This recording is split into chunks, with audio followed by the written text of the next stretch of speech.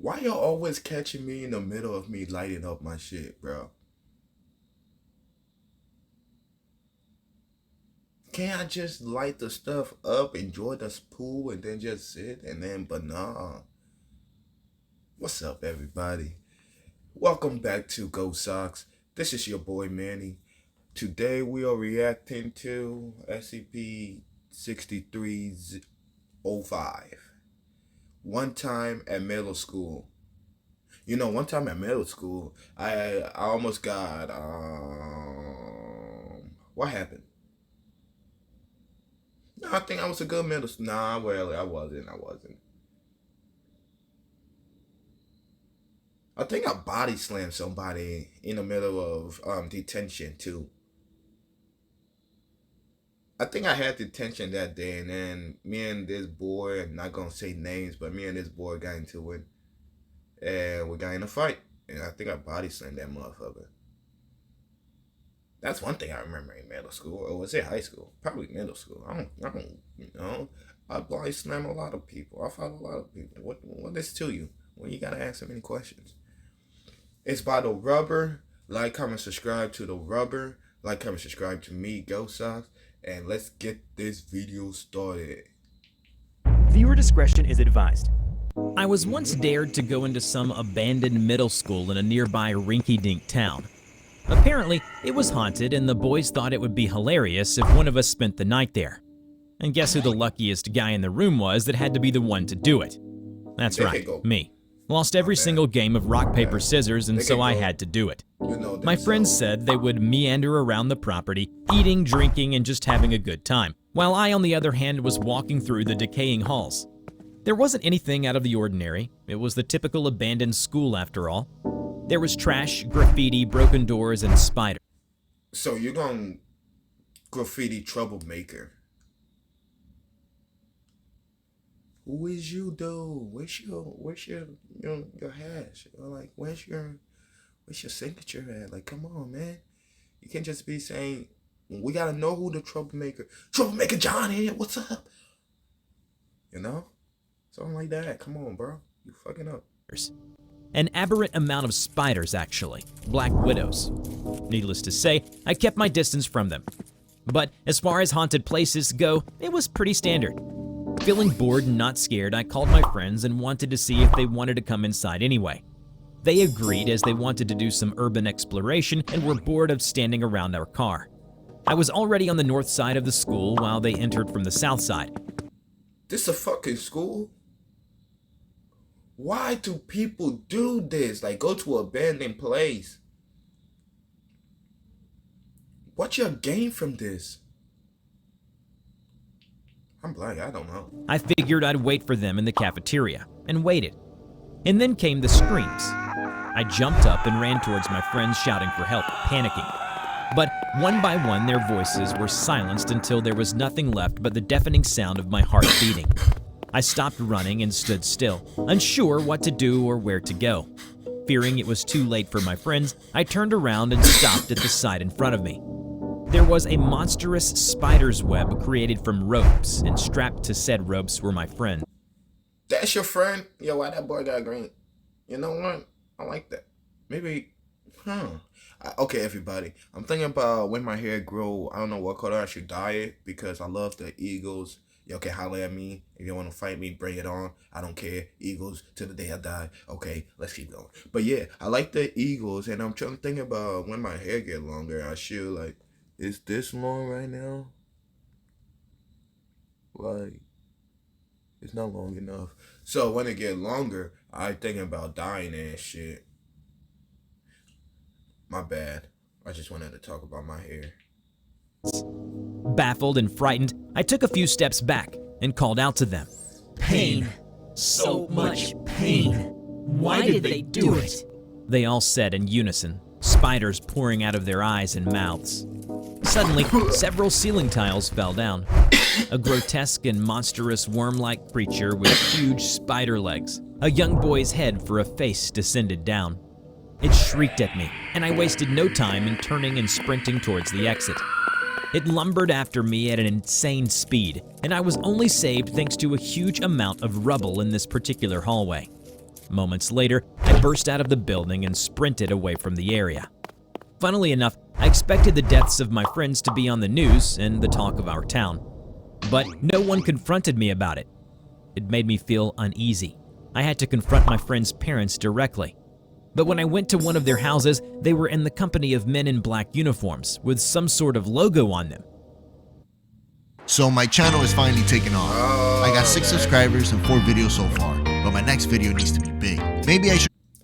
I pulled them away from the men and asked, but they all answered the same thing. What kids? Hello everybody, I'm the Rubber. Today, we bring you SCP Foundation Safe Class Object SCP-6305. SCP-6305, also known as this... Bro, you need to go back to where you came from, bro. You need to go back to the land before time. You need to go back to the lost time of Halloween. You need to go back to hell, the uncut version. You need to go back to, oh my God, it's a baby, put it back. You need to go back to, oh shit, what the fuck is that? Oh, you need to go back to, this hoe ain't loyal, having sex with something that we don't know, and now they came out with an abomination. What the fuck is that? What am I looking at? Yup. One time at middle school refers to the apparitions and spectral activity that occurred at Washington Middle School in 2012. All of these anomalous sightings are tied directly to the life of a deceased young boy, Aaron Fisher. Aaron Fisher, or 6305 for that matter, does not possess full sapience but exhibits mild sentience, demonstrating curiosity in the activities of Foundation staff and appropriate reactions to fear-inducing stimuli.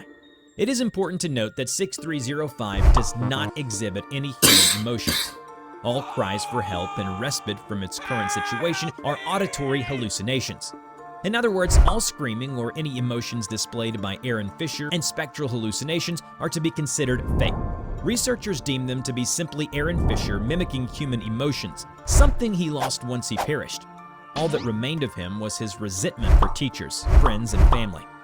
The form Aaron Fisher took inside the middle school was that of a monstrous worm-like creature with spider legs, and his head is the face of the creature. Covering his body were the faces of his victims, all emotionlessly copying his fake emotions. Prior to exploring Washington Middle School, the entire block on which it rested was evacuated, and all inhabitants were amnestized. 5 agents were then dispatched in order to contain the anomaly, or at least help the Foundation understand it better. Upon entry, they encountered the usual rundown middle school before hearing a loud clunking sound coming from the library. On the way there, the air became unusually thick, causing all members to cough non-stop. An ethereal fog gradually rolled into the area, preventing them from moving further. They turned on their flashlights. They saw that their path was blocked by a cadaver strapped down to a cobweb-like structure made of ropes. It was a young woman. Her lips were missing, as if they were bitten off violently, and spiders were swarming in and out of her body. Suddenly, a huge arachnid monstrosity descended from the ceiling and began eating the cadaver, before the team alerts them to its presence by their flashlights. It shrieks loudly before retreating back into the ceiling and scuttling away. The cadaver's head suddenly separated itself from the body, and a swarm of black widows poured out onto the ground. "Oh Christ! Get back! Get back!" As they rounded a corner, they froze in fear, as the walls had taken on a deep red color and an almost flesh-like texture. Hundreds of black widow egg sacs and human faces covered the wall. It can't be! She recognized the faces and the missing children, teachers, and those from the area. They were all frozen in looks of anger, shock, sadness, and confusion. Agent Brown threw warding salts around them and onto their faces. It served only to agitate them. All the faces shrieked, their eyes became black, and their jaws extended all the way to the floor. It is unknown what happened after that, but all except Agent Hedge was considered KIA. After Agent Hedge underwent psychological treatment and recovered eventually, she was interviewed by Dr. Nasser about her experience within the school. However, due to the anomalous nature of the school, facial recognition software was used in the interview. "Hello, Mrs. Hedge. Are you doing well?" I think so. Almost died. It's going. I understand. Funny, I actually went to this school, used to be a teacher there as well. Oh, interesting. I'm sorry, but what's that thing on the table? Agent Hedge pointed at the facial recognition device. Ah, well, that is to make sure we're both safe. Have to make sure you're, well, you. We're dealing with the anomalous after all. Now, why don't you tell me what happened? How were you able to be the only one to survive after encountering that spider creature? You mean Aaron Fisher. He looked so hurt. Those kids, though, the teachers, they didn't do anything, but Aaron didn't think that way. What else did you see about this creature? Aaron. I'd appreciate that you don't forget his name. And his body was covered with faces. Kids, teachers, everyone. They deserved it. All of them. You're quite sure that all those poor souls were not innocent? That their deaths were justified? Oh, they were not innocent. They hurt Aaron. They did. Always talking about him in silence from the shadows. They're talking about him. About me. I can hear them. I'm sorry, but help me understand. What do you mean by you hear them? It sounds like Aaron was experiencing some severe psychological issues like paranoia, for example. And it seems too that now includes you as well. So cruel. Yo. I feel like once you see this motherfucker, you feel his pain and you want to like go to his side, because being bullying is not and fun. Like, to be honest, I was never bullied. I don't know what you're expecting to say. I was bullied once. No, I was never bullied, but I don't want to see nobody in my peripheral bully, you know? I don't like seeing that. So I usually try to stop it. Usually it don't end good. Sometimes it end good, you know? But don't do that to people. Like, come on. Just because you having a bad day, a hard time at your life, doesn't mean you gotta take it out on somebody that just minding their own fucking business. Of you to say, Doctor. Come on, man.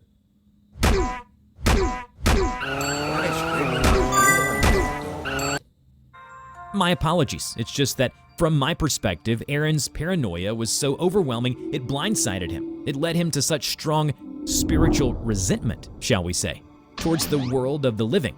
Poor child, Aaron must not know that nobody wanted to hurt him. Are you calling us liars, Doctor? No, listen. You're just like all of the others. I can never trust anyone. Guards! Hedge's neck suddenly snapped at a 90-degree angle as Dr. Nasser called for security. The guards rammed at the doors, but they wouldn't budge, as if blocked by a supernatural force. Damn it, it won't open. Someone go get the laser cutter or breaching charge, double time. Agent Hedge stood and began levitating. Open the doors, damn it. Agent Hedge looks dying, but she appeared to not be in pain. Her jaw cracked open and extended towards the floor, shrieking nonstop. After a while, the door was blasted wide open. Dr. Nasser was squatting in the corner, shivering and sweating, muttering to himself. Hedge's lifeless body dropped to the floor, and a proper burial was given to her. After this event, Dr. Nasser protested to the O5 Council. He wanted no further part of 6305, but due to his connection to the school, this was denied. A second exploration was carried out with only a single D-class sent into the school. That's what you get for being a teacher at a school that people know that it is haunted, but you won't want to work at a secret foundation, but now you wanna be scared like a little bitch. She managed to find a diary belonging to Aaron Fisher before she too became his prey. And just as Dr. Nasser suspected, it appeared that Aaron was experiencing severe paranoia and schizophrenia. He believed that his peers and teachers, including Dr. Nasser, were talking about him, as well as seeing spiders, namely black widows, that no one else could see. According to the diary, he was speaking with a therapist, which lends credit to Dr. Nasser's theory. Aaron Fisher's mind was so distorted that when he died, it was able to manifest into the real world. Hence the spiders and his desire to make those who hurt him hurt as well. Only they never did. But Dr. Nasser did note that maybe he and others should have helped the poor kid more. For the final exploration under orders of the O5 Council, Dr. Nasser had to enter the school on his own. He was outfitted with numerous talismans infused with infernal thaumaturgy. He was instructed to make his way to the gymnasium and confront Aaron Fisher personally. Upon entering the gym, he shook his head regretfully at seeing the body of Aaron Fisher lying at the corner. He muttered over and over again that he was sorry for not helping more. Seconds later, the huge spider-worm creature burst out from below the ground and stood above Dr. Nasser. Aaron, is that you? My boy, I'm so sorry. Mr. Nasser? Is that you? Yes, my boy, it's me. I helped Mrs. DiLorenzo teach your class. She was wonderful. Really? Yes, really. The huge creature spiraled its body around Dr. Nasser. It scared him, but he managed to maintain his composure. Can I tell you something, Mr. Nasser? Yes, Aaron, anything. I hate everyone. All of them. They always laugh at me. They say I'm a freak, a monster. I hate it. But I knew, and I hurt them now. I hurt them good. Why did they hate me? Aaron's monstrous body curled up on the ground, sobbing now. Dr. Nasser looked at all the faces of those that Aaron had slain. All of them were crying, shouting with blank expressions. Aaron, I don't hate you. There are just a lot of thoughts going on in your head. Horrible thoughts that you don't understand, clouding your judgment. We all have problems like that. You are not alone. But I don't feel bad about what I did. It's not my fault. It's just not. The spider-worm creature shot up and prepared to attack Dr. Nasser. Dr. Nasser remained steadfast on his ground. After seeing Dr. Nasser's regretful face, it calmed down. Let me do something for you, Aaron. Something I should have done a long time ago. No, you're lying again. You can't help me. Look at me. Dr. Nasser nodded and pointed towards Aaron Fisher's real body at the corner. I can help you, Aaron. That's... Oh God, am I in trouble, Mr. Nasser? No, my child, not at all. He carried the body and buried it in an empty field behind the school. Rest in peace, Aaron. After the burial, all anomalous activity at Washington Middle School ceased. SCP-6305, as stated before, is now classified as safe, and the school is being rebuilt as of the writing of this article. Dr. Nasser has expressed interest to the O5 Council in staying at the school in order to teach and keep an eye out for any anomalous activity. He was granted this. My boy! Oh my God. That was so beautiful. I ain't gonna lie. That was a beautiful, beautiful story. But that monster was hideous. But that's what happened when you get bullied or damn schizophrenia. Shit. Like all these SCPs, it's really like diagnosis that goes to the extreme. Like stuff people suffer from in the daily, like real life shit people suffer from, but in monster form though. And that's what I love about it. It gives you a whole new narrative. Whole new narrative of everything. Man. Okay, everybody, that was SCP-6305. This one time at middle school, SCP animation by the Rubber. Like, comment, subscribe to the Rubber. Like, comment, subscribe to me. And I'll see y'all in the next video. Go Sox out. Peace out.